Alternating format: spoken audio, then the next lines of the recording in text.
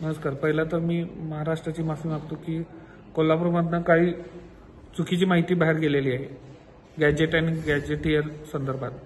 पहिली गोष्ट, गॅजेटियर आलं 1884 मध्ये, गॅजेट आलं 1902 मध्ये. शाहू महाराजांनी गॅजेट आणलं, त्याच्या 18 वर्ष अगोदर गॅजेटियर आलं, जे ब्रिटिशांनी आलं. खूप क्लिअर आहे, स्पष्ट आहे, चांगल्या रेफरन्सेस दिलेले आहेत.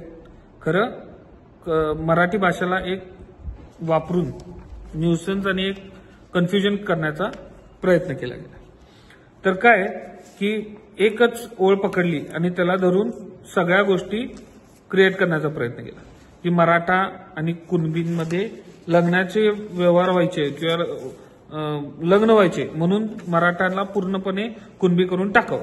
मग असं असेल तर मग त्यात राजपूतांचा पण त्याच ओळीच्या अगोदर राजपूतांचा रेफरन्स आहे की some families perhaps have an unusually large strain of northern or Rajput blood. तर हे का लिहिलं गेलं? कारण का हे त्यावेळीचं सत्य परिस्थिती होती, त्यावेळी असणार. आता काय क्रिएट करण्याचा प्रयत्न केला की नुसतं मराठ्यांना कुणबीकरण कसं करावं ह्याच्यावर जास्त जोर दिला गेला. तर नुसतं कुणबीच का? मराठ्यांचा रेफरन्स मराठा वाणी, मराठा माळी, मराठा तेली, मराठा पारती, मराठा नावी, मराठा सुतार, मराठा कुंभार, राजपूत कुंभार असे पण रेफरन्सेस दिले. हे नुसतं प्रांताच्या हिशोबाने दिले. तर नुसतं मराठा प्रांतच होता का? तर तसं नाही. मराठा ही जात होती, ह्याचं संशोधन त्यांनी केलेलं आहे आणि त्यांनी त्यात लिहिलेलं पण आहे. The earliest known mention of the name Maratha आणि inscription of the 100 BC is about 100 BC म्हणजे बिफोर क्राइस्ट, 100 वर्ष बिफोर क्राइस्ट ह्याचा रेफरन्सेस दिलेला आहे. यांचं संशोधन झालेलं आहे काही प्रमाणात. त्याच्यानंतर पण रेफरन्सेस आहे 480, 634, 635 वगैरे. हे सगळे त्यांनी संशोधन करून मराठा ही जात आहे हे जे एस्टॅब्लिश केलेलं आहे. प्रांत आणि जात ही कन्फ्यूज केली. मग नुसतं कुणबी का? तर मग मराठा वाणी आहे, मराठा माळी आहे, ह्यातनं पण यात कुठून तर मराठ्यांचं घालून नाव कुणबी मराठा म्हणणार आणि मग हे पण घालून आपण आरक्षण घेऊ शकतो. तसं होणार नाही, संविधानात बसत नाही, ते काय रेफरन्स नाही, कुठला काही नाही आणि उगाच कन्फ्युजन. मग मराठा करायचे काय? तर यात गॅजेटियरमध्ये त्यांच्या प्रोफेशन बद्दल पण लिहिलंय की ते शेती करायचे. कारण नुसतं मराठा शेती करत नव्हते. जैन, लिंगायत, मराठा, ब्राह्मण, मुसलमान, बद्री, सगळी धनगर, कोळी, महार सगळी शेती करायची हे त्यात लिहिलेलं आहे. हे नुसतं एक आधार धरून मराठ्यांना कुणबीकरण करायचा प्रयत्न जोरात झाला. तो होऊ शकत नाही. कारण का फडणवीस साहेबांनी एक गोष्ट क्लिअर केली की ज्यांचं सर्टिफिकेट आहे त्यांना मिळणार.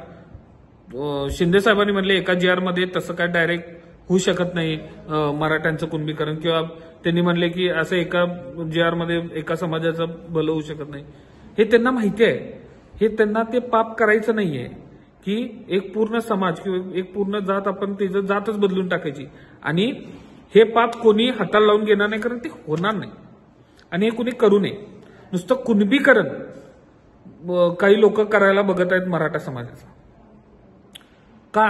कारण का 1994च्या GR वर जी मराठा नावासमोर जी रेष मारली गेली मराठा, ती नुसतं कुणाच्या तोंडातून येऊ नये म्हणून गॅजेट आणि गॅजेटियर्स हे सगळे कन्फ्युजन काढले गेले.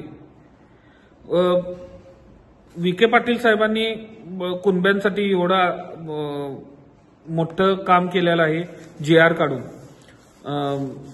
जरांगे पाटलांचं पण कौतुक करायला पाहिजे की त्यांनी मुंबईमध्ये जाऊन एवढं मोठं आंदोलन, ज्याला सरकारला पण समोर झुकायला लागलं, कुणब्यांसाठी केलं.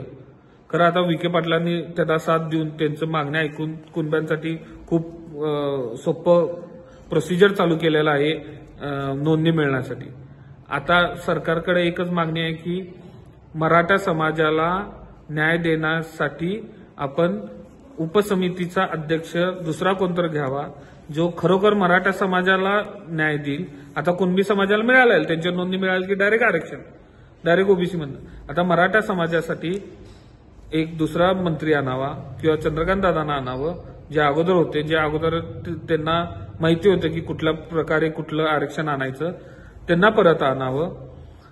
खरं मराठा समाजाला न्याय देणारा एक मंत्री उपसमितीचा अध्यक्ष करावा हीच आमची मागणी.